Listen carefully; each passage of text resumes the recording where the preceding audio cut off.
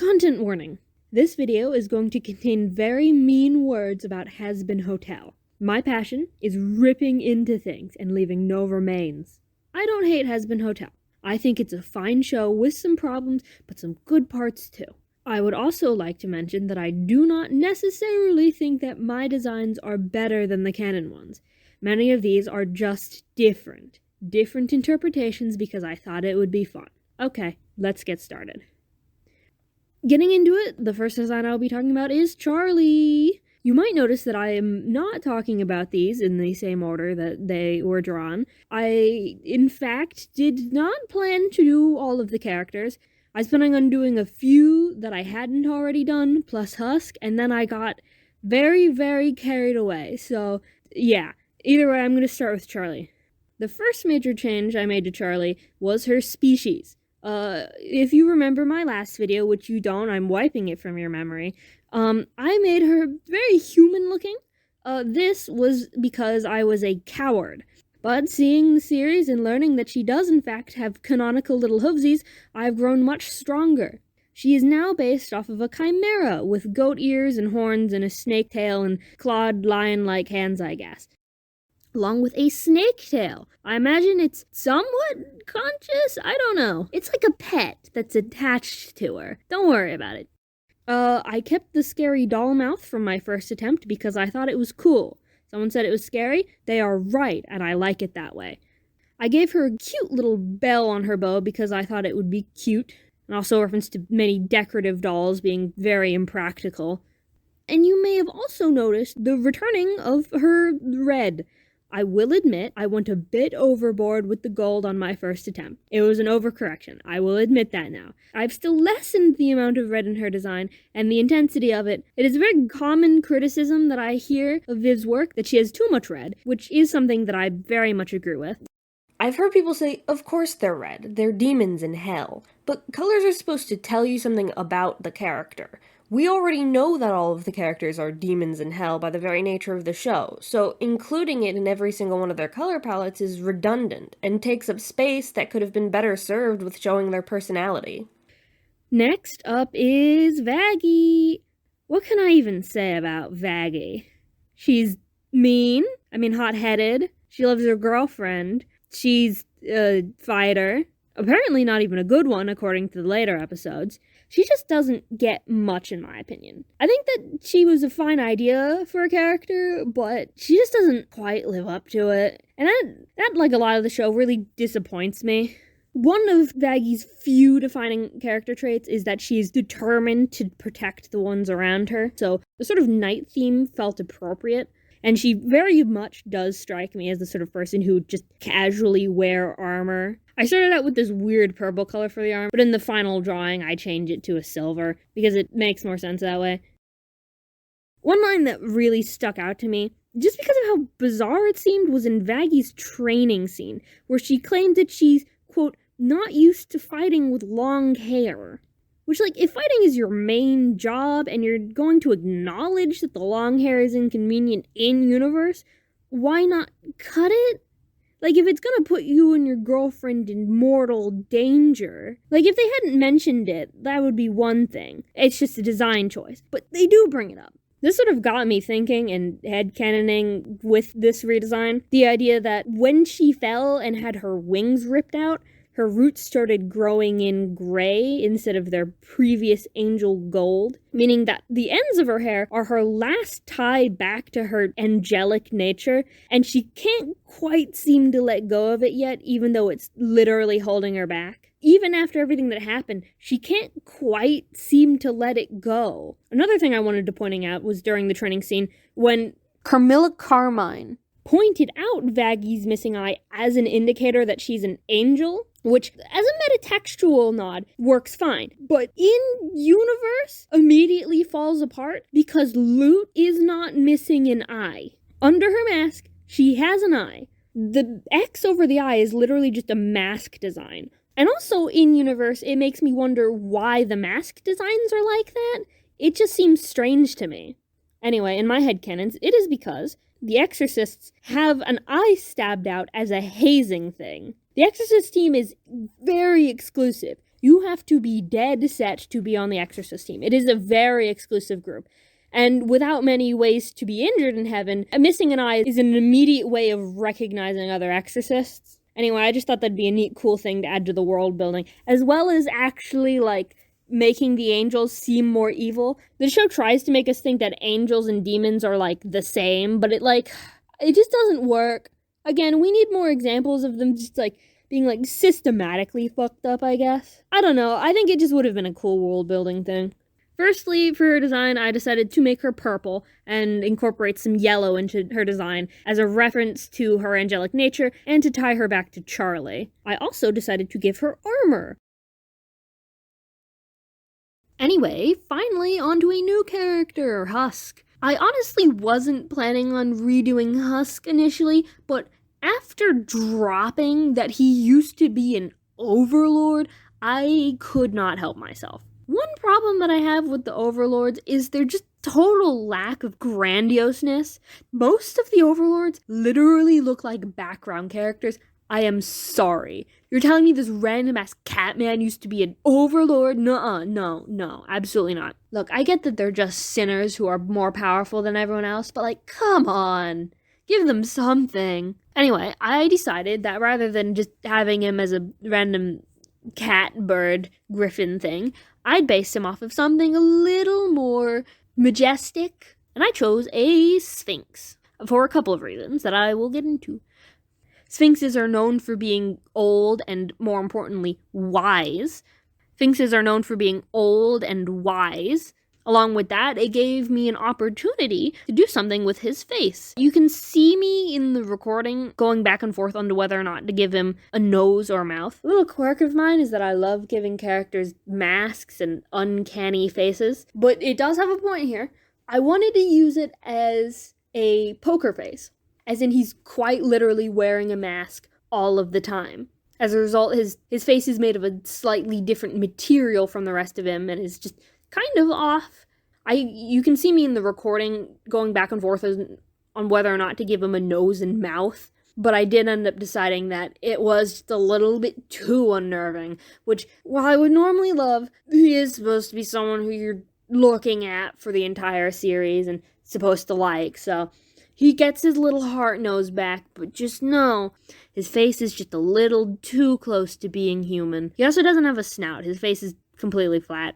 I also made him green, mostly because I felt like it. Sue me. Finally, you might be noticing he's short and fat now. Someone pointed out in my previous designs the lack of body diversity, and I went, you so right. I don't like straying too far from the body proportions of a character that I'm given, because on occasion it can feel too much like saying, I think that they'd be better with this body type, which I'm not very into being like that. But I felt like it would give some much needed shape diversity, considering all of the other characters are already so tall and skinny. And since I was redesigning anyway, it seemed like a fine idea at the time. Nifty! Jesus Christ, did she need a refresh after my last attempt. I will be the first to admit, it was bad. It was very bad. I had a vision, I promise you that. I just couldn't quite get there yet. She needed a little bit more time to bake. She needed a little bit more time in the oven of my brain. But let me tell you, I am so happy with how she came out this time. Honestly, out of all of these, I think she's my favorite. I wanted her to look like a little bug alien. I was struggling. So, look, Nifty was the last one I did the first time. I'm sorry, okay? I made her dress look like a little flying saucer, and I made her underskirts look like a tractor beam. You can see the rings I put around her gloves, which now actually go with her dress.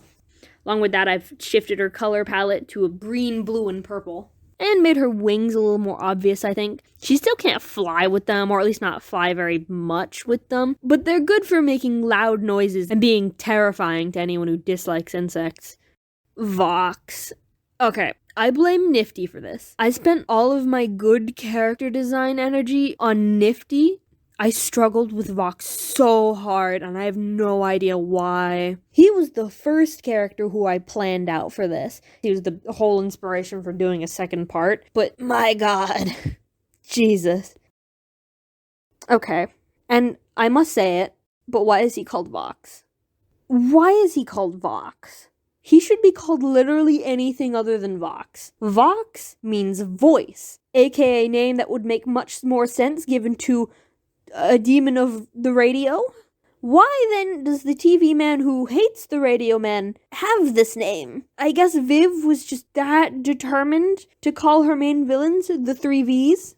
If Viv was so determined to keep the name the 3 Vs, she could have named him something like visage. It's a word that starts with a V, and it refers to, quote, the surface of an object presented to view. You can make the argument that it's because TV is superficial and you only get to see the surface of it. It's perfect. It's great. It's so much better of a name. Anyway, okay, on to my actual complaints with Vox. His anatomy confuses me. Look, I'm going to sound like a nasty little freak for this, but as someone who spends a lot of time drawing characters in various stages of mutilation, I think it's very important to understand how your character works and why. It makes your characters feel more consistent and logical and grounded. Which is to say that Vox's anatomy confuses me, like, a lot. He has a TV head, okay, I can accept this, but, like, the rest of him doesn't seem to match. Like in the final episode when we see him in short sleeves, or on the merch where he's not wearing very much, his head looks so bizarre and disconnected from the rest of his body.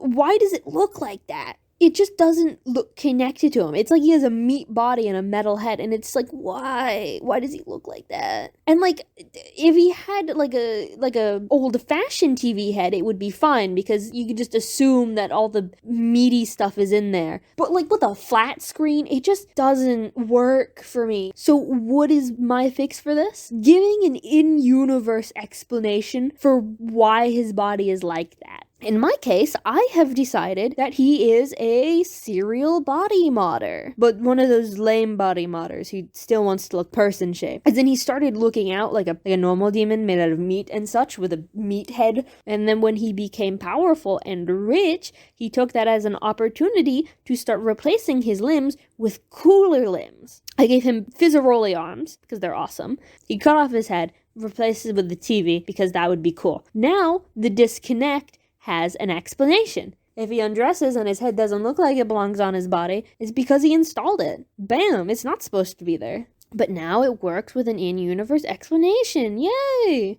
Along with that, I wanted to give him roller shoes. Because, okay, my logic for this, let me explain.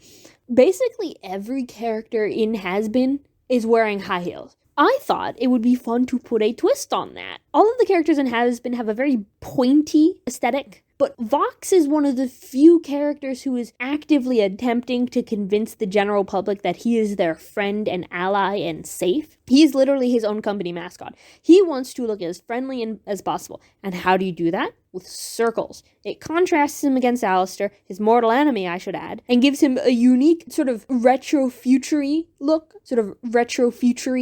that he'd probably be way too into. I mean, look at that guy. He's a nerd. That guy's a nerd. He thinks he looks cool as hell. He doesn't, but he thinks he does. Back to the shoes. Round look, high heels, rounded high heels. What do those look like? Wheels. What is he wearing? Heelys. He installed Heelys into his legs, is what I'm saying. And he thinks he looks awesome. He doesn't. He looks like an idiot, and he probably keeps rolling into things. But he thinks he looks cool, and that's all that matters to him. He refuses to take any criticism. They have brakes built in so that he can walk on them like normal feet, but also he does still run into things constantly, and it is extraordinarily embarrassing for him. Lastly are his antenna. I went back and forth on the antenna for a bit. On one hand, he is the complete wrong kind of TV to need antenna, but on the other hand, antenna are cool looking. If I had made this character originally from scratch, I would not give him antenna, but the fact that they are there makes me tempted to keep them, is what I'm saying. As for an in-universe explanation for why they're there, I do feel like he'd find having antenna embarrassing, like especially if they expressed his emotions, like he'd want them gone. So they need some sort of justification for being there. Maybe they do something cool. Maybe they link back to his powers. Maybe they allow him to hear into the electrical cords or something. Or maybe they're a leftover from his original demon form before he got all the modifications. And because they're sensory organs, if he cuts them off, it like messes him up real bad. There's a lot of theoretical explanations that you could come up with. I added them back because I thought they looked cool. That's all you're getting from me. I also changed out his color palette to blue and magenta with a splash of yellow to make it more computery. And then is Velvet. I will admit that I don't know jack about fashion, but I don't like her outfit. It's so monochrome and boring. I've seen some fashion people say that they like it, but I just cannot. Okay, on to some more controversial takes now. Velvet fans aren't going to like this, but I think she should have been a throwaway character. Give me a moment to speak. She's supposed to be this super popular social media star influencer type, but she's like 30, which like isn't unheard of or anything, but most people who are really into social media are like kind of on the younger side. She just seems a bit old for the job. I don't know. It's not necessarily that it couldn't work. I just, like, she'd be out of touch by now. I think that the role that they should have given Velvet is more of a rotating slot in the V's. They hire a young person to do their social media and reputation management, and when they get unpopular or old, they kick them out and replace them.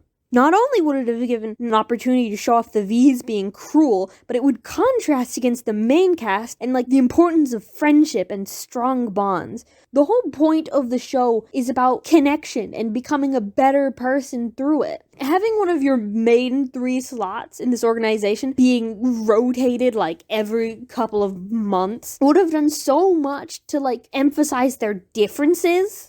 Sort of adopting in someone young and hopeful and making them think they're all special and important and then throwing them out once you're done with them. It would have actually shown them being evil, which we don't really see. Like, okay, they do with Val, but with Vox, we just don't have anything. He's literally just some guy who has beef with Alistair. Sir Penches was more vicious and threatening. The show just doesn't get enough time to do anything. And with how many characters it's cramming in, it's no wonder that all of them feel so flat. Kicking out Velvet as an important character would have freed up screen time for Vox and Val. The literally only thing Velvet did in the series was go to that meeting, which they could have just had Vox or Val do. I think it would have been hilarious to have Vox foaming at the mouth, feet away from Alistair, but not being allowed to murder him in the meeting room. Or just having Valentino there, and maybe, I don't know, some snark interactions. I don't know. But there's nothing that Velvet did that couldn't have been done with someone else. People complain that Viv has a habit of sidelining her female characters, which she does, but like, you gotta work with what you got. And what you got is a nothing character. And 2 slightly more interesting connected characters. The difference between Velvet's relationship with the show and Vox and Val's is that Vox and Val actually have connections to the main cast. Velvet's just sitting there. She's so unimportant. So unimportant. Like, go girl, give us nothing. One of the main problems with the show overall is how little there is of it. I think that Hazbin could have been so much better if it had more episodes. Part of the whole point of the show is watching people slowly get better over time, but because of the short runtime, we just don't really get to see that. Everything goes by so quickly, so few of the characters get fleshed out. The 3 V's get set up as these big threats, but like they don't do anything because they just don't have time for it. Speaking of the 3 V's, I absolutely cannot take that name seriously. It sounds like something from a high school movie. It just feels corny, and it doesn't feel aware that it's corny, or do anything that would push it beyond that. They just don't have time, I think is the problem. Like, at no point do I really take the V's seriously or feel afraid of them, because they don't do anything. Other than Valentino, we don't see anything evil from them. Vox and Velvet, though, get nothing. So yeah, I made her look like Candy, because that's something. She's young, and she's full of hope, and she's gonna get thrown into a meat grinder. And the audience would feel great and horrible about that. It'd be so good and effective. And everyone would be like, wow, V's kind of suck. And then they'd get a new one. And either her name would already start with a V or they'd rename her to something with a V. And that's how they'd keep the 3 V's. I didn't do Valentino because I don't have any ideas for how I would redesign him. I also don't want to have him in my video or touch him with a 10-foot pole. And that's it. I hope you enjoyed the video. Someone in my Discord suggested that I redesign Lucifer too, but they didn't suggest that until I was already done with this. So if you are interested in seeing